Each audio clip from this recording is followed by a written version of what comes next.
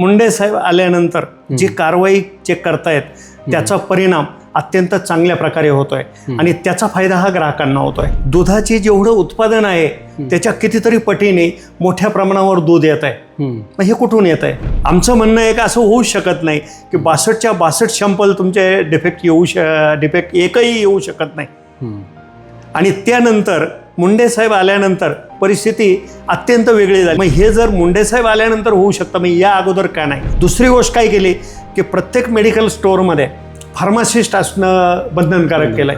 आज परिस्थिती काय आपण पाहतोय का मेडिकल स्टोअर हे जनरल स्टोअर झालेलं आहे. एका मेडिकल स्टोअरमध्ये आपण जर पाहिलं तर तिथे सगळ्या गोष्टी मिळतात. नमस्कार, मी विजय सेह होलम. आयलोनगरच्या चर्चा तर होणारच या विशेष कार्यक्रमात आपलं स्वागत.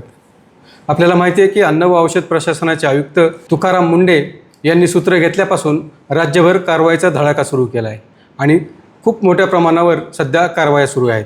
तर या कारवायांचा ग्राहकांना काय फायदा झाला याविषयी आज आपण चर्चा करणार आहोत. त्यासाठी आपल्यासोबत आलेले आहेत विलास जगदाळे. विलास जगदाळे हे अखिल भारतीय ग्राहक पंचायतीचे प्रांताचे कोषाध्यक्ष आहेत आणि त्यांना 35 वर्षांचा या क्षेत्रातला अनुभव आहे. गेल्या 35 वर्षांपासून ते या चळवळीशी जोडले गेलेले आहेत आणि या माध्यमातून काम करतायत. जिल्हा स्तरावरच्या ग्राहक संरक्षण परिषदेतही त्यांनी काम केलेलं आहे. तर त्यांच्याकडून या कारवाईचा ग्राहकांना नेमका काय फायदा झाला ते आज आपण जाणून घेणार आहोत. नमस्कार जगदाळे साहेब. नमस्कार. मला सांगा की गेल्या काही दिवसांपासून महाराष्ट्रात एक खूप मोठी चर्चा सुरू आहे की अन्न व औषध प्रशासनाकडून ठिकठिकाणी कारवाया सुरू आहेत आणि यातून बऱ्याचशा गोष्टी झाल्यात. म्हणजे भेसळयुक्त उत्पादनं असतील किंवा अन्य काही स्वरूपाच्या कारवाया असतील, या सगळ्या कारवाया सुरू आहेत आणि त्याचा प्रत्यक्ष फायदा ग्राहकांना होतो आहे. तर नेमका ग्राहकांना यातून काय फायदा होणार आहे याबद्दल आपण काय सांगाल? काय होतं आहे, या अगोदरही फूड अँड ड्रगचं काम चालू होतं, परंतु आयुक्त श्री तुकाराम मुंडे साहेब आल्यानंतर जी परिस्थिती निर्माण झाली तर या जे भेसळयुक्त दूध असेल, पनीर असेल, वेगवेगळे जे दुग्धजन्य पदार्थ आहेत किंवा गुटखा आहे, अशा अनेक ज्या FDA माध्यमातून ज्या धाडी पडल्या किंवा मुंडे साहेब आल्यानंतर त्यांची पहिल्या 3 दिवसामध्ये त्यांनी जवळजवळ 53 ठिकाणी धाडी टाकल्या आणि 33 जणांना अटक केली. त्याचा एक इम्पॅक्ट, एक दहशत, चांगली दहशत अत्यंत ती इतकी उपयोगात आली का तिथून पुढे ग्राहकांना जे भेसळयुक्त मिळणारे जे दही असेल, पनीर असेल, दूध असेल तर त्या अत्यंत चांगल्या प्रकारे मिळायला सुरुवात झाली. गेल्या 35 वर्षांपासून तुम्ही या क्षेत्रात कार्यरत आहात. 35 वर्ष तुम्ही म्हणजे विविध पातळ्यांवर, विविध प्लॅटफॉर्मवर या संबंधीचे प्रश्न मांडलेले आहेत. ग्राहकांच्या समस्या, त्यातली त्यात अन्न व औषध प्रशासनासंबंधी खूप साऱ्या तक्रारी ग्राहकांच्या असतात, त्या तुमच्याकडे येतात. तुमच्या परीने तुम्ही त्या मांडण्याचा आणि सोडवण्याचा प्रयत्न केलेला आहे. तर अशा कुठल्या समस्या तुम्हाला जास्त वाटल्या आणि त्यावर आत्ता ज्या कारवाया चालू आहेत हे पाहून तुम्हाला आता कसं वाटतं आहे की खरंच या प्रश्नांची उत्तरं सुटणार आहेत की हे तात्पुरतं होणार आहे? निश्चितपणे ह्या प्रश्नांची उत्तर आपल्याला मिळतील आणि मिळालेली आहेत. कारण आपण पाहतोय की मुंडे साहेब आल्यानंतर त्यांनी ज्या ज्या ॲक्शन घेतल्या, मग ते गुटखा संदर्भात असेल, दूध असेल, वेगवेगळ्या ठिकाणी आपण पाहतोय की इतक्या मोठ्या प्रमाणावरती परिणाम झाला आहे की आज प्रत्येक व्यवस्थापन जे कोणी आहे, हॉटेलवाले असतील, अत्यंत घाबरत आहेत. आपण पाहिलं असेल की 15 दिवसापूर्वी आपल्या अहिल्यानगर शहरामध्ये खवा टाकून दिला नदीच्या किनारे, त्याच्यावर व्हिडिओ व्हायरल झाला. ही का वेळ आली? आज जर परिस्थिती अशी आहे की जर एखाद्या ठिकाणी जर कळलं, एखाद्या गावात कळलं का शहरामध्ये FDA अधिकारी येणार आहेत किंवा मुंडे साहेब येणार आहेत तर संपूर्णपणे सगळ्या टपऱ्या बंद होतात. हे का होत आहे? याचं कारणच हे आहे का निश्चितपणे मुंडे साहेब आल्यानंतर जी कारवाई जे करतायत त्याचा परिणाम अत्यंत चांगल्या प्रकारे होतोय आणि त्याचा फायदा हा ग्राहकांना होतोय. कारण भेसळयुक्त जे शरीराला त्रासदायक आहे किंवा ज्यापासून कॅन्सर होऊ शकतो, अनेक केमिकल्स त्याच्यामध्ये मिसळलेले असतात. कारण आपण जर पाहिलं दुधामध्ये कृत्रिम दूध तयार केलं जातं. दुधाची जेवढं उत्पादन आहे त्याच्या कितीतरी पटीने मोठ्या प्रमाणावर दूध येत आहे. मग हे कुठून येत आहे? मग हे जे दूध जर बंद झालं, जर धाडी टाकून या प्रकारे जर धाडी टाकून जर बंद झालं तर निश्चितपणे त्याचा फायदा ग्राहकांनाच होणार आहे. आता आपण दूध भेसळीचा विषय काढलात. आपल्या अहिल्यानगर जिल्ह्यात हे प्रमाण खूपच होतं. म्हणजे मधल्या काळात तर जिल्हा यासाठी बदनाम झाला होता. अनेक ठिकाणी नगरचं बरोबर. दूध नाकारलं जात होतं. तर या दुधात कशा पद्धतीची भेसळ होत होती आणि याला कारणं काय होती? तुमच्याकडं ग्राहक संरक्षण कक्षाचं काम करताना यात कुठल्या तक्रारी यायच्या?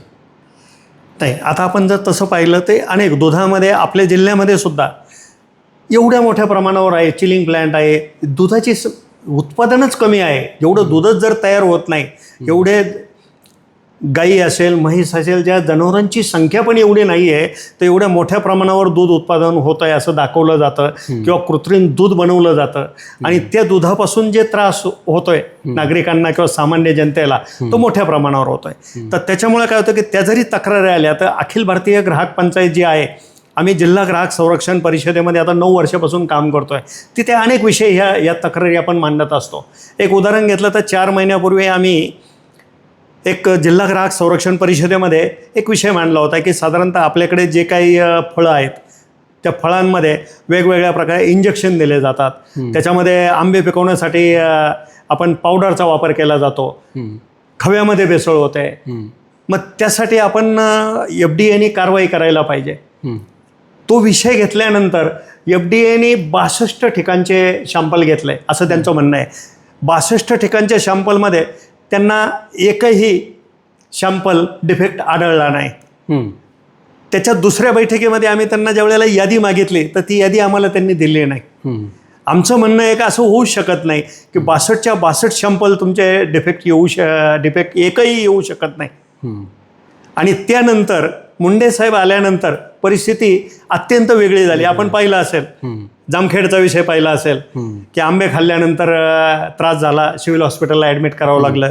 त्याच्यानंतर स्वतः FDA जे अधिकारी आहेत त्यांनी दुधातले भेसळचा तिथं व्हिडिओ व्हायरल झाला होतो. मग हे जर मुंडे साहेब आल्यानंतर होऊ शकतं, मग या अगोदर का नाही? म्हणजे निश्चितपणे याचा एवढा मोठ्या प्रमाणावर इम्पॅक्ट आहे की सगळ्या प्रकारचे हे जे ग्राहक पंचायत काम करतात, ग्राहक संघटना निश्चितपणे काम करतात, वेगवेगळ्या ग्राहकांच्या संदर्भातले विषय घेत असतात. परंतु असं काही एक खमख्या अधिकारी जसं म्हणतो आपण, तो येणं गरजेचं आहे की जेणेकरून ते संबंधित जे खातं आहे ते पूर्णपणे ते क्लिअर करतात आणि त्याचा इम्पॅक्ट कंटिन्यू राहील अशी एक अपेक्षा वाटते आम्हाला, ग्राहक पंचायतीला अपेक्षा वाटते.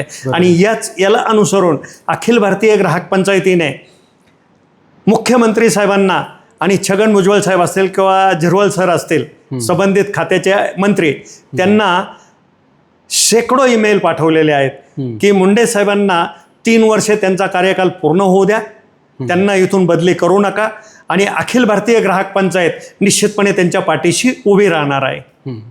आपण जसं आता दुधाच्या भेसळवर बोललो, फळांच्या विषयी बोललो, तसाच आणखी एक प्रकार होतोय तो दुग्धजन्य पदार्थांमधला. म्हणजे त्यात पनीर, खवा आणि पेढे यामध्ये हे प्रमाण जास्त आढळून येतं आहे. आता कारवाया सुरू झाल्यापासून असं सांगतायत की बाजारातून पनीर गायब झालं आहे, कारण ते भेसळयुक्त किंवा खराब पनीर होतं, ते आपोआप त्यांनी काढून घेतलेलं आहे कारवायांच्या भीतीनं.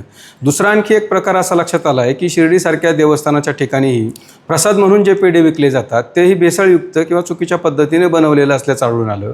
तिथंही 2 वेळा कारवाई झाली. म्हणजे पहिल्यांदा कारवाई झाल्यानंतरही हे प्रकार पुन्हा सुरू झाले आणि त्यानंतरही पुन्हा एकदा तिथं कारवाई केली जाते. तर हे भेसळीचं हे जे विष आहे हे अगदी देवस्थानांपर्यंत जाऊन ठेपलं आहे. म्हणजे प्रशासनाची नाही, देवाचीही नाही, ह्या भेसळखोरांना कुणाचीही भीती राहिली नाही असं हे वातावरण होतं. याबद्दल आपल्याला काय वाटतं की हे पेढे आणि हे पनीर गायब झाल्याचा थोडक्यात ग्राहकांना फटकाच बसणार आहे, तर तो नेमका काय प्रकार होणार आहे आणि त्यावर काय उपाय केला पाहिजेत आणि पेढ्यांसंबंधी काय दक्षता घ्यायला पाहिजेत? नाही, आपण पाहतोय की या कारवाया सुरू झाल्यानंतर या अगोदर मुबलक प्रमाणामध्ये प्रत्येक हॉटेलमध्ये सगळीकडे पनीर चिली असेल, पनीर टिक्का असेल, मोठ्या प्रमाणावर पनीरचा वापर होत होता किंवा पनीर मिळत होतं. कारवाई झाल्यानंतर पूर्ण महाराष्ट्रामध्ये पनीरची कमतरता जाणवली. आता मला सांगा, दुधाची किंमत जर आपण पाहिली तर त्या प्रमाणामध्ये पनीर तयार करायला शुद्ध दुधाचा जर वापर केला तर या रेटमध्ये पनीर देणं हे कुणालाही परवडणारं नाही. दुधाचं उत्पादन कमी असताना मोठ्या प्रमाणावर पनीरचं उत्पादन तयार केलं जातं आणि ते हॉटेलांमध्ये दिलं जातं. आणि ज्या वेळेला ह्या धडक कारवाई सुरू झाल्यानंतर पनीर मार्केटमधूनच गायब झालं. बरोबर. याचं कारण असं का पनीर ते शुद्ध दुधामध्ये तयार केलेलं पनीर हे हॉटेलमधनं द्यायला परवडणारच नाही.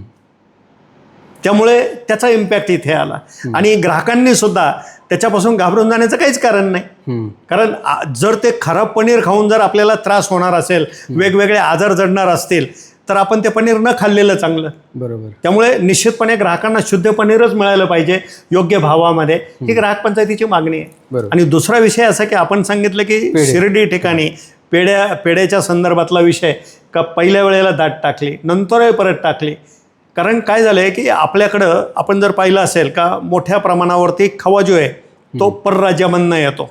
एस टीच्या वरती टपाव टाकून येतो किंवा वेगवेगळ्या ठिकाणाहून भेसळयुक्त खवा येतो. मग होतं काय की त्या खव्याचा वापर करून पेढे बनवले जातात. मग ते जर पेढे जर आपण जर असे ते पेढ्यात जर भेसळ असेल तर निश्चितपणाने याच्यावरती प्रशासनाचा FDAचा धाक नाही आहे. आणि हे सिद्ध झालंय का आपण जर आता पाहिलं की याच्या अगोदरही आयुक्त होते, मग आता मला आयुक्त अगोदर असताना सुद्धा या कारवाया का होऊ शकल्या नाही. गुटख्यावरती बंदी असताना गुटखा परराज्यामधून किंवा आपल्याकडं मोठ्या प्रमाणावर येतोय, शाळा कॉलेजच्या आजूबाजूला गुटखा मिळतोय, आपल्याकडे बंदी असताना जर गुटखा मिळतोय तर हे अत्यंत खेदजनक आहे. काही हे असं नाही व्हायला पाहिजे. आणि त्याचा परिणाम असा आहे की हे जे आत्ता जे सध्या आयुक्त साहेब जे धाडी टाकायला लावतात किंवा धाडी टाकतायत, तर निश्चितपणे इथून भविष्य काळात, इथून पुढील काळामध्ये अत्यंत ग्राहकांना किंवा धार्मिक ठिकाणी चांगल्या प्रकारचे जे आपल्याला प्रसाद आहेत, पेढ्याचे प्रसाद असतील किंवा खव्याचे असतील, माव्याचे असतील, ते मिळायला सुरुवात होईल. यामध्ये शंकेचं कारणच नाही. निश्चितपणे चांगल्या प्रकारे प्रसाद मिळेल असं मला वाटतं किंवा ग्राहक पंचायतीच्या कार्यकर्त्यांना वाटतं. नक्कीच आपण तशी अपेक्षा ठेवूयात. आणखी एक कारवाई लक्षणीय वाटते ती म्हणजे हॉटेलवर केलेली कारवाई. हॉटेलवर काय झालं होतं की सध्या पाणी देणं म्हणजे सुट्टं पाणी देणं बंद केलं होतं आणि पाणी बॉटलची विक्री केली जात होती. त्यासोबतच हॉटेलमधल्या पदार्थांना, आपल्या ताटात जे पदार्थ वाढले जात होते त्याबद्दल काहीच खात्री ग्राहकांना किंवा तिथं जेवायला गेलेल्यांना नसायची. तर यावरही आता नियम केलेत. म्हणजे सरसकट पाणी बॉटल द्यायची नाही, अगोदर सुट्टं पाणी द्यायचं आणि जर मागणी केली ग्राहकांनी तरच पाणी द्यायचं. आणि मग त्या खाद्यपदार्थांचा दर्जा आणि बाकीच्या सगळ्या गोष्टी तपासून पाहायला सुरुवात केली. त्याचबरोबर वर्तमानपत्राच्या कागदात वडापाव, भजे किंवा इतर खाद्यपदार्थ देऊ नयेत असा एक नियम काढला आणि त्याची कडक अंमलबजावणी सुरू झाली. तर या सगळ्या घटनांचा ग्राहकांना फायदा कसा होईल आणि हे प्रकार खऱ्या अर्थाने बंद होतील का, आपल्याला काय वाटतंय? आपण जर पाहिलं तर हॉटेल असेल, रेस्टॉरंट असतील, धाबे असतील, आपण अनेक ठिकाणी हॉटेलमध्ये जातो. तर ग्राहकांनी काय करायला पाहिजे, सर्वात पहिला आतमध्ये जाताना त्या हॉटेलच्या समोर त्यांचं प्रमाणपत्र असणं आवश्यक आहे. त्या हॉटेलचं रजिस्ट्रेशन जे आहे म्हणजे ते प्रमाणपत्र आवश्यक आहे. त्याच्यानंतर आपण आतमध्ये गेल्यानंतर आपण बसल्यानंतर प्रत्येक ठिकाणी आपल्या नगर शहरामध्ये तीच परिस्थिती, मी 1-2 ठिकाणी कंप्लेंट पण केल्या होत्या का त्या ठिकाणी गेल्यानंतर समोर सरळ बिस्लेरी बॉटल आणून ठेवली जाते, मिनरल वॉटर. आपण मागायची गरज नाही, काही नाही. हे का करतायत? तिथे जग मिळणार नाही, पाण्याचे ग्लास मिळणार नाही. कारण ग्राहकाला माहिती आहे का इथं पाण्याचा ग्लास आणि जर जगच नाही आहे तर तो ऑटोमॅटिकली तो बिस्लेरी बॉटलच मागणार. मी त्या संदर्भात कंप्लेंट केली. ते म्हणले नाही, तुम्हाला पाहिजे असेल तर मग मी व्यवस्था करतो. हे बरोबर नाही. या ऑलरेडी या अगोदरपासून हे नियम आहेत. नियमाची अंमलबजावणी केली जात नव्हती FDAकडनं. बरोबर. आता ती अंमलबजावणी करण्यासाठी आता हॉटेल संदर्भात 23 जूनला आयुक्त मुंडे साहेबांनी एक पत्रकार परिषद घेतली आणि त्याच्यामध्ये आदेश दिले. त्या आदेशाची कॉपी त्यांनी दाखवली, सर्व पत्रकारांना दिली. काय आदेश दिलेत आपण पाहिलं. त्यांना प्रमाणपत्र आवश्यक आहे. दुसरी गोष्ट, प्रमाणपत्र दिल्यानंतर तिथं पिण्याचे पाणी जे आहे तर जे मोफत अत्यंत स्वच्छ चांगलं पाणी त्यांनी द्यायला पाहिजे. जर त्या ग्राहकांनी समजा असं विचारलं की नाही मला हे पाणी नको आहे, मला मिनरल वॉटर पाहिजे, तरच त्या हॉटेलवाल्यांनी मिनरल वॉटर द्यायचं आणि त्याच वेळेला ते पैसे लावू शकतात. अन्यथा त्यांनी ते मिनरल बॉटल जबरदस्तीने त्या ग्राहकाला द्यायचे नाही. तिसरी गोष्ट अशी का त्या हॉटेलमध्ये आपण पाहतोय का जे वेटर आहेत त्या वेटरना सुद्धा ड्रेस कसा पाहिजे, त्यांना टोपी पाहिजे, त्यांचे हातमोजे पाहिजे, या सगळ्या गोष्टीची अंमलबजावणी त्या हॉटेल मालकांनी केली पाहिजे. आपण पाहतोय की किचन जे आहे त्याच्यामध्ये अत्यंत अस्वच्छता असते. हम्म. आता ती अस्वच्छता असल्यामुळे ड्रेस कोड दिला आहे, ते क्लिनिंग पाहिजे, त्याला भिंती ज्या आहेत ते गुळगुळीत पाहिजे, फरशी पाहिजे गुळगुळीत. कारण जर खरबुडी असेल तर त्याच्यावर अनेक प्रकारचे खराब स्थितीमध्ये ते भिंती ते धुता येत नाही. मग त्यांना जे स्वच्छ करता येईल अशा पद्धतीने त्या फरशी किंवा टाईल्स असल्या पाहिजे. असे अनेक नियम केलेले आहेत. आपण जर पाहिलं तर जे काही मेनू देणार आहे त्या मेनूमध्ये कंटेंट्स सुद्धा लिहिलेले पाहिजे. की उदाहरणार्थ आपण जर विचार केला, कुणाला ॲलर्जी असेल, कुणाला लसणाची ॲलर्जी असेल, कुणाला दुसऱ्या कुठल्या पदार्थाची ॲलर्जी असेल, ते सुद्धा त्यांच्या लक्षात यावं म्हणून ते कंपल्सरी मेनूवरती त्याच्या रेड चार्टमध्ये ते लिहिलेलं पाहिजे. अनेक विषय त्याच्यामध्ये हे केलेले आहेत. आणि आपण पाहतोय की काय होत आहे की हॉटेलमध्ये सुद्धा व्हेज विभाग वेगळा पाहिजे, नॉनव्हेज विभाग वेगळा पाहिजे, स्वतंत्र त्यांनी ते केलं पाहिजे. अच्छा, एका हॉटेलमध्ये जर समजा एका हॉटेल मालक आहे आणि त्याच्या हॉटेलचं जर 4 किचन असेल तर प्रत्येकाला प्रमाणपत्र जे आहे ते कंपल्सरी वेगळं पाहिजे, रजिस्ट्रेशन त्याचं वेगळं केलेलं पाहिजे. एका याच्यावरती तर 4 किचन चालवू शकणार नाही. अनेक ग्राहकांच्या दृष्टिकोनातनं हे जे निर्णय आदेश जे दिलेले आहेत ते अत्यंत फायदेशीर आणि चांगले आहे. बरोबर. म्हणजे आपण आता चर्चा केल्यानुसार की सध्या जे नियम आहेत हे सगळे जुनेच नियम आहेत. म्हणजे नवीन यात आदेश काढले तशातला काय भाग नाही. तुम्ही आता सांगितल्याप्रमाणे की फक्त या जुन्या नियमांची आत्ता काटेकोर आणि कडक अंमलबजावणी सुरू झाली आहे. असाच एक नियम होता जुना की जो मागे पडला होता की हॉस्पिटलमध्ये जे मेडिकल असतात त्याच मेडिकलमधून रुग्णांनी किंवा त्यांच्या नातेवाईकांनी औषधं घेणं हे जवळपास सक्तीचं बऱ्याच रुग्णालयांमध्ये झालेलं होतं आणि नियमात अशी तरतूद नाही आहे. त्यामुळं त्याचीही कडक अंमलबजावणी आता सुरू झाली आणि आत्ता कुठल्याही हॉस्पिटलनं किंवा तिथल्या डॉक्टरांनी आपल्याच मेडिकलमधून औषधं घ्यावीत अशी सक्ती न करता ग्राहकांना बाहेरच्या त्यांच्या आवडीच्या किंवा त्यांच्या सोयीच्या किंवा जिथं त्यांना सवलत मिळेल अशा मेडिकलमधून औषधं आणायला परमिशन दिलेली आहे किंवा त्यांना मुभा दिलेली आहे.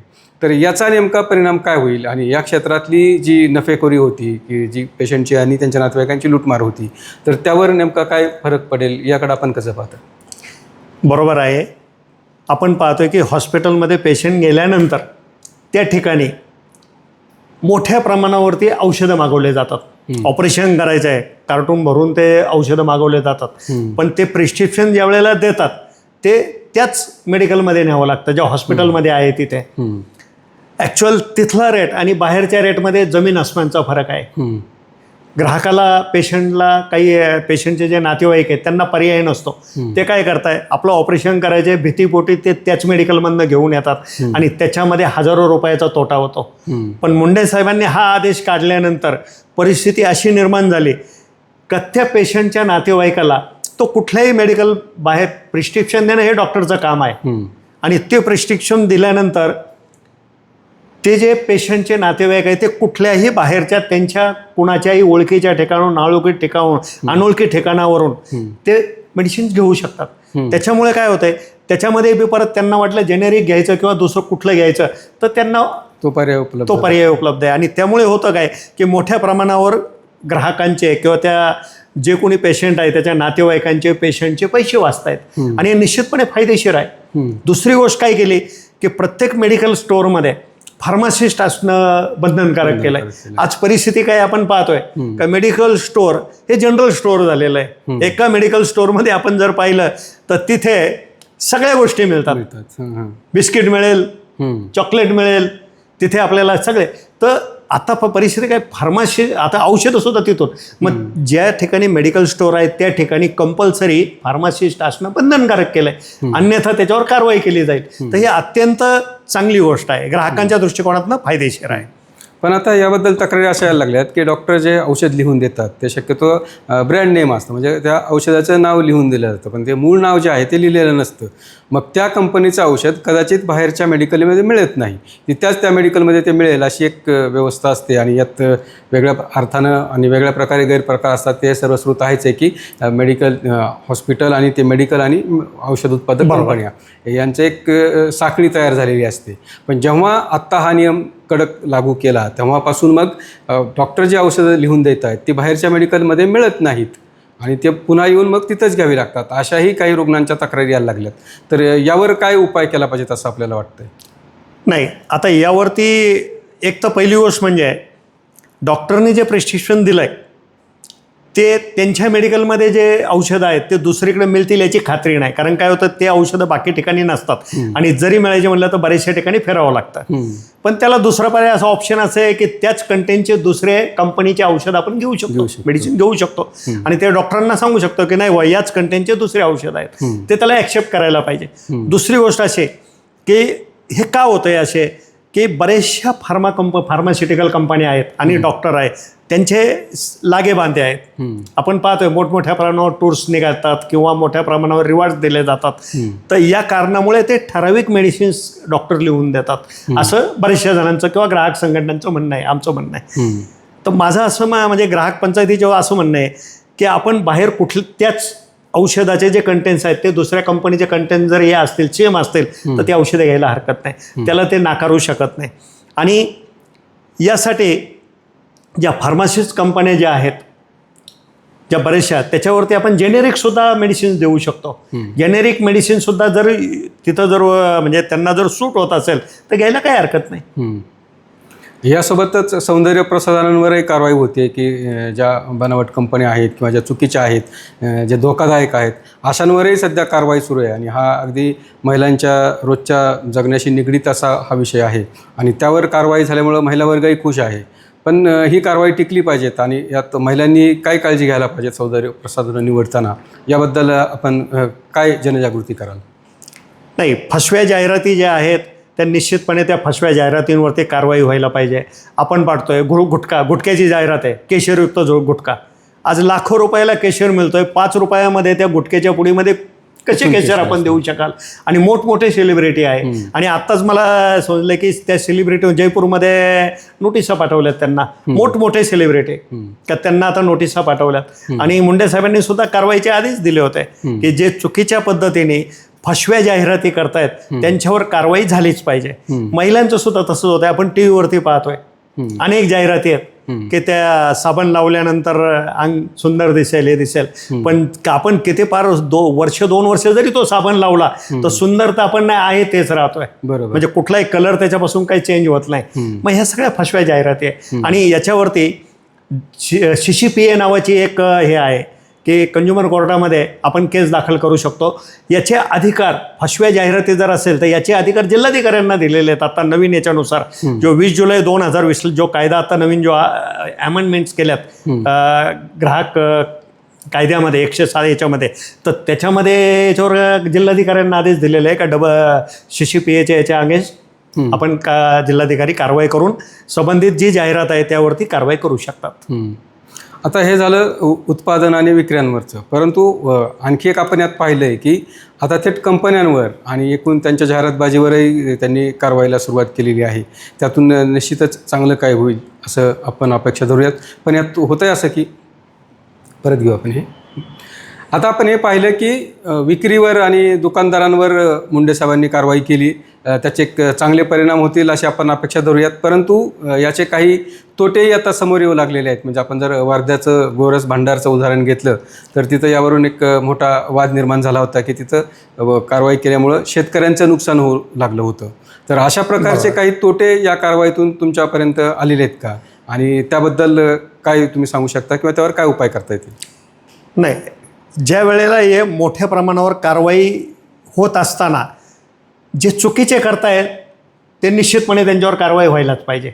पण ज्या ठिकाणी ज्यांना काही माहिती नसते तर त्यांना ग्राहक संघटना असेल किंवा FDAच्या माध्यमातून मार्गदर्शन केलं पाहिजे. काय होतं आहे की छोटे छोटे व्यापारी असतात, त्यांना काही गोष्टीची माहिती नसते, तर त्यांना त्याचे मार्गदर्शक तत्त्वे किंवा मार्गदर्शन त्यांना केलं पाहिजे. ग्राहक संघटनाही त्या संबंधित मार्गदर्शन करतायत. तर मार्गदर्शन जर केलं, जसं आपण आता उदाहरण दिलं, तर तसं होणार नाही. कारण त्यांना काय होतं आहे की माहिती नसताना जर कारवाई केली तर तो छोटा व्यापारी असतो, त्याला वाटतं नाही आपल्यावर अन्याय झाला. पण जे त्यांनी जर चुकीचं केलं नाही, त्याला जर माहिती असताना तो चुकीचं करणारच नाही, तर तशा गोष्टीचे त्याला माहिती किंवा मार्गदर्शन करणं गरजेचं आहे. आणि आपण ह्या ज्या कारवाई होत्या त्याला निश्चितपणे आपला पाठिंबा आहे. किंवा ज्या चुकीच्या कारवाई ज्या झाल्या तर त्या होऊ नये एवढी एक अपेक्षा आहे. आणि चुकीच्या कारवाईत जे नियमानुसार कारवाई करतात त्याच्यामुळे चुकीच्या कारवाया होतात असं आपण म्हणू शकत नाही. कारण आता पाहिलं आहे आपण की माझ्या माहितीप्रमाणे महाराष्ट्र राज्यामध्ये 11,76,00,000च्या आसपास कारवाई झालेली आहेत. एवढा माल जप्त केलेला आहे. बरोबर. आणि एवढा माल ज्यावेळेला जप्त, अनेक लोकांना अटक केलेली आहे, कारवाई करतायत. तर त्यामुळे ते, आणि हे आपल्याला सर्वांना माहीत आहे की आयुक्त मुंडे साहेब 25 वेळा बदली झालेली आहे आणि त्यांचं काम ते कायदेशीर, कायदा पाहूनच ते कारवाई करतात. त्यामुळे ते चुकीचं करतायत असं वाटत नाही. याचा आणखी एक तोटा असा सांगितला जातोय की आता या ज्या कारवाया सुरू झाल्या त्यामुळं काही पदार्थांची किंवा ज्याच्यावर भेसळ होते ते पदार्थ बंद झाल्यामुळं त्याची टंचाई निर्माण होईल आणि भाववाढ होईल अशी एक ग्राहकांच्या मनात भीती वाटते. आणि काही ठिकाणी तसे प्रकार सुरूही झाले. समजा दुग्धजन्य पदार्थांचे असतील, दुधाचा असेल किंवा अन्नपदार्थांचा असेल, तर याच्या किमती वाढू लागल्यात असं ग्राहकांच्या तक्रारी आता येऊ लागलेल्या आहेत. तर याचा नेमका काय परिणाम होतोय आणि हे का होतंय, यावर काय उपाय व्हायला पाहिजेत असं तुम्हाला वाटतंय? नाही, आता होतं आहे काय की आता समजा दुधाचा विषय आपण घेतला. दुधाचा विषय संदर्भ काय आलं, उत्पादन कमी आणि एवढ्या मोठ्या कृत्रिम दूध करून मोठ्या प्रमाणावर प्रोडक्ट जात आहेत. आता आपण जर समजा असं केलं की दुधाचं शॉर्टेज झालं, कारण कारवाईमुळे काय झालं, कृत्रिम दूध बनणं कमी झालं, बंदच झालं जवळजवळ बऱ्याचशा प्रमाणावर. पण थोड्या फार दिवसासाठी याचा इम्पॅक्ट राहणार आहे. ग्राहकांनी ते समजून घ्यायला पाहिजे की जर आपण ते म्हणजे कृत्रिम त्याच्यामध्ये वेगवेगळे केमिकल्स टाकून, रसायनं टाकून बनवून जे काही आपण प्रॉडक्ट घेतोय आणि ते प्रॉडक्टपासून आपल्याला जर शरीराला जर त्रास होत असेल तर थोड्या दिवसासाठी आपल्याला त्रास झाला तरी चालेल, पण निश्चितपणे कारवाई व्हायला पाहिजे आणि या इम्पॅक्टमधनं आपण बाहेर पडणारच आहोत. कारण निश्चितपणे बाहेर पडू, कारण थोड्या दिवसासाठी हा इम्पॅक्ट असेल. काय होतं आहे, ह्या कारवायांचा धडाका चालू आहे. अशा याच्यामध्ये ग्राहकांनी पण काही गोष्टीचा विचार करायला पाहिजे. सर्वात पहिलं, आपण कुठे हॉटेलमध्ये गेलो किंवा कुठेही गेलो आणि आपल्याला जर असं वाटलं का भेसळयुक्त आपल्याला जेवण मिळतं आहे किंवा भेसळयुक्त आपल्याला पदार्थ मिळत आहेत, निश्चितपणे ग्राहकांनी टोल फ्री नंबरवरती फोन करायला पाहिजे. टोल फ्री इतका सोपा आहे, अत्यंत सोपा आहे. 1800 सर्वांना माहीत आहे, प्रत्येक टोल फ्रीच्या सुरुवातीला असतो. दुसरा 222 1800 आणि 365 दिवस 365. इतका सोपा टोल फ्री आहे. यावरती जर आपण जर टोल फ्रीला कंप्लेंट केली तर निश्चितपणे त्यावरती विचार केला जाईल आणि कारवाई केली जाते. दुसरा विषय, सरांनी एक इंस्टाग्रामवरती पण त्यांनी त्यांचं हे केलं की तुकाराम -IAS यावरती जर हे केलं, डायरेक्ट थेट आपण साहेबांनाच आपण आपली जे काही समजा या भेसळ संदर्भामध्ये किंवा जे आपली फसवणुकी संदर्भात आपण माहिती देऊ शकता किंवा मोठ्या प्रमाणावर कुठं जर भेसळ असेल, चालू असेल, तर याची थेट माहिती आपण देऊ शकता. तर यासाठी संपूर्ण कशा संदर्भात माहिती आहे, त्या व्यवस्थापनाची माहिती, त्या संदर्भातील भेसळ जी काय माहिती असेल सविस्तर ती आपण देणं गरजेचं आहे. त्याच्यानंतर लँडलाईन नंबर त्यांनी केलेले आहेत. अनेक प्रत्येक जिल्ह्याच्या ठिकाणी फूड अँड ड्रगचं ऑफिस आहे, FDAचं ऑफिस आहे, त्या ठिकाणी आपण लेखी स्वरूपात कंप्लेंट देऊ शकता किंवा आपण संबंधित ठिकाणी जाऊन माहिती देऊ शकता. निश्चितपणे त्यावरती कारवाई केली जाईल आणि ग्राहक संघटनाही त्या संदर्भामध्ये निश्चितपणे जागरूक आहेत. ग्राहक संघटना त्यांच्या माध्यमातून वेगवेगळ्या स्तरावरती काम करतायत. जिल्हा ग्राहक संरक्षण परिषद असेल त्या ठिकाणी अनेक विषय आम्ही घेत असतो. तिथंही या संदर्भामध्ये अनेक विषय सोडवण्यासाठी जिल्हाधिकारी साहेबांच्या माध्यमातून प्रयत्न केले जातात असं मला वाटतं. म्हणजे एकूण काय तर ही फक्त एकट्या तुकाराम मुंडेंची जबाबदारी नाही, तर आपल्या सर्वांची ही संयुक्त जबाबदारी आहे. हेच वातावरण पुढे टिकवायचं असेल तर सगळ्यांनी एकत्र येऊन काम करावं लागणार आहे. म्हणजे ग्राहक संघटना त्यांचं प्रबोधनाचं काम करतील, आपले हक्क मिळवण्याचं काम आपण ग्राहक म्हणून आपल्याला करावं लागेल. तक्रारीसाठी ज्या हेल्पलाईन उपलब्ध करून दिल्यात त्यावर आपण तक्रारी केल्या पाहिजेत, त्यातून आपण मदत मिळवून घेतली पाहिजेत आणि हे प्रकार थांबवणं हे आपल्या सगळ्यांच्या एकत्रित प्रयत्नातून शक्य होणार आहे. अधिकारी येतील, बदलून जातील, त्यांच्या जागी नवीन अधिकारी येतील, परंतु त्या अधिकाऱ्यांकडून अशा पद्धतीचं काम करून घेणं हे संघटना आणि ग्राहक म्हणून आपलं काम आहे. हे जर या बाबतीत जर आपण जागृत राहिलो आणि आपल्या हक्कांसाठी लढत राहिलो तर नक्कीच सगळेच अधिकारी अशा पद्धतीचं काम करतील आणि ही जी कारवाईंची मोहीम सुरू आहे ही कायमस्वरूपी राहून भेसळीची आणि ह्या बनावटगिरीची कीड कायमची निघून जाईल असं मला वाटतं. आपण आज आमच्या कार्यक्रमात आलात, आमच्या प्रेक्षकांना खूप महत्त्वपूर्ण अशी माहिती दिलीत, त्याबद्दल धन्यवाद. आपण मला आज अत्यंत महत्त्वाच्या विषयावर बोलण्यासाठी बोलवलं, आय लव्ह नगरने या ठिकाणी बोलवलं, त्याबद्दल मी आय लव्ह नगरचे आपले धन्यवाद.